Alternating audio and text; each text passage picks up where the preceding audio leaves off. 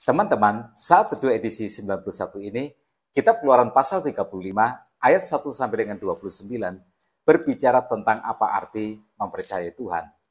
Musa terus berusaha membangun iman Israel. Ketika Israel menyembah berhala di pasal yang lalu, seakan dengan itu mereka berkata, "Tuhan, kami tidak mempercayaimu." Sekarang Musa membawa bangsa ini untuk kembali percaya kepada Tuhan. Percaya kepada Tuhan memiliki beberapa aspek. Yang pertama, percaya dengan waktu yang kita miliki. Pasal 35 ini diawali dengan hukum Sabat yang sudah pernah disampaikan. Jika kita mengakui kita percaya Tuhan, maka kita harus juga mengakui bahwa waktu kita atau hari-hari kita adalah milik Tuhan. Ayat 1 sampai dengan 3 berkata, "Lalu Musa menyuruh berkumpul segenap jemaah Israel dan berkata kepada mereka, 'Inilah firman yang diperintahkan Tuhan untuk dilakukan. 6 hari lamanya boleh dilakukan pekerjaan, tetapi pada hari yang ketujuh haruslah ada perhentian kudus bagimu, yakni Sabat, hari perhentian penuh bagi Tuhan. Setiap orang yang melakukan pekerjaan pada hari itu haruslah dihukum mati. Janganlah kamu memasang api dimanapun dalam tempat kediamanmu pada hari Sabat.'" Ini adalah ketujuh kali dan kali yang terakhir hukum Sabat disebutkan dalam Kitab Keluaran. Israel baru saja membuat perjanjian kembali dengan Tuhan. Karena itu, tanda perjanjian ini sekali lagi ditegaskan. Hukuman mati bagi yang melanggarnya menegaskan bahwa penolakan terhadap hukum Sabat adalah penolakan terhadap penebusan Allah. Hukum Sabat menjadi pola Tuhan bagi umatnya. Nah, penting untuk beristirahat di dalam Tuhan sebelum umat Tuhan bekerja. Pemeliharaan hari Sabat adalah merupakan simbol iman bahwa umat memang percaya Tuhan. Hukum Sabat adalah pengakuan bahwa Tuhan adalah penguasa atas hari-hari yang kita miliki. Aspek iman yang kedua adalah percaya dengan harta yang kita miliki. Musa ingin segera tabernakel dibangun. Dia ingin Israel seluruhnya mengalami kehadiran Tuhan. Nah, pastilah perjumpaannya dengan Tuhan di atas Gunung Sinai menimbulkan euforia tersendiri. Musa ingin Israel menikmati kegembiraan di dalam Tuhan. Tabernakel membutuhkan banyak bahan. Ayat 4 Musa berkata, "Inilah firman yang diperintahkan Tuhan." Lalu ayat 4 sampai dengan 29 adalah uraian tentang bahan-bahan yang diperlukan untuk membangun tabernakel. Diperkirakan sekitar 1 ton emas digunakan untuk pembangunan tabernakel. Dibutuhkan 3 ton perak, berton-ton kayu penaga, dan berkilo-kilometer berbagai benang dan kain. Ini adalah tugas besar yang membutuhkan banyak sekali material. Semuanya adalah bahan yang sangat berharga.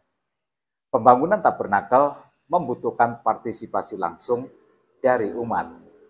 Jika tempat kediaman Tuhan akan dibangun, jika kehadiran Tuhan akan dialami di antara mereka, dan jika misi Tuhan adalah untuk maju, maka umat perlu berpartisipasi secara material, mereka harus berkorban.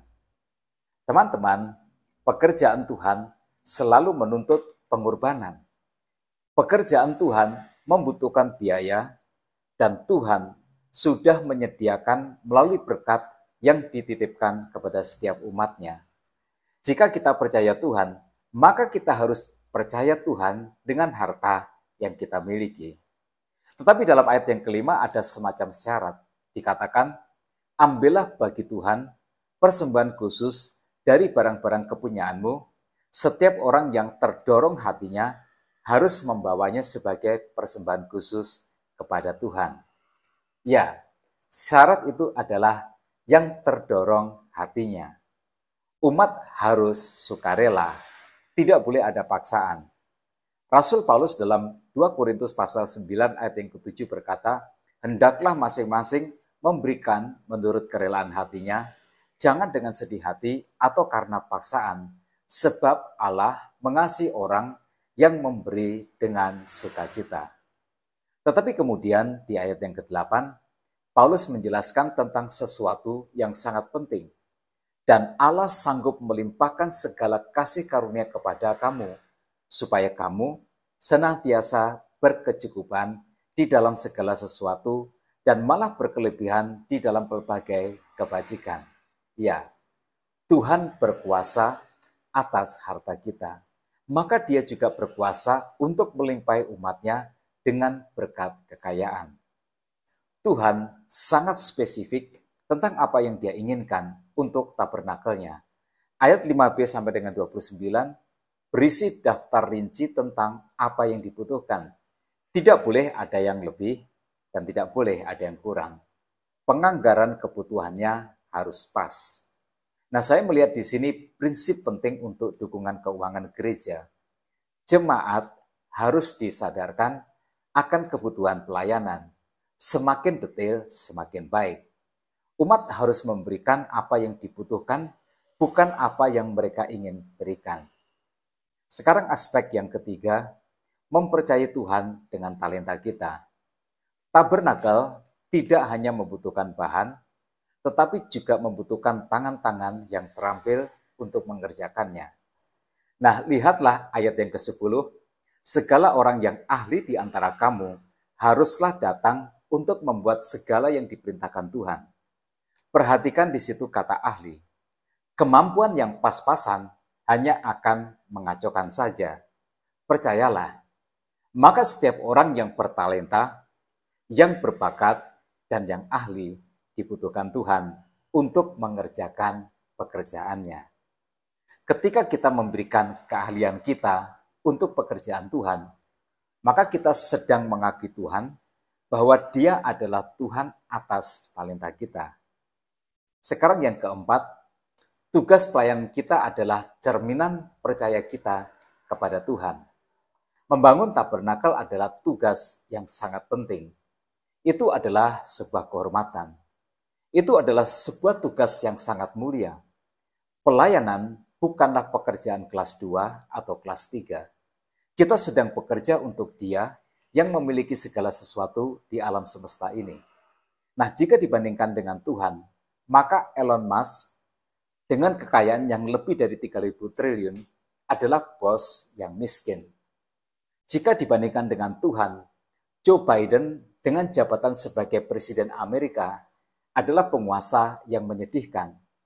Tuhan di atas semuanya itu. Pelayanan adalah tugas yang sangat mulia. Melayani raja di atas segala raja harus dengan sikap penuh tanggung jawab. Sikap kita di dalam pelayanan adalah merupakan cerminan dari sikap percaya kita terhadap Tuhan. Karena itu teman-teman, berdirilah tegap. Walau kita harus selalu rendah hati, pikulah tugas Anda dengan rasa tanggung jawab yang tinggi.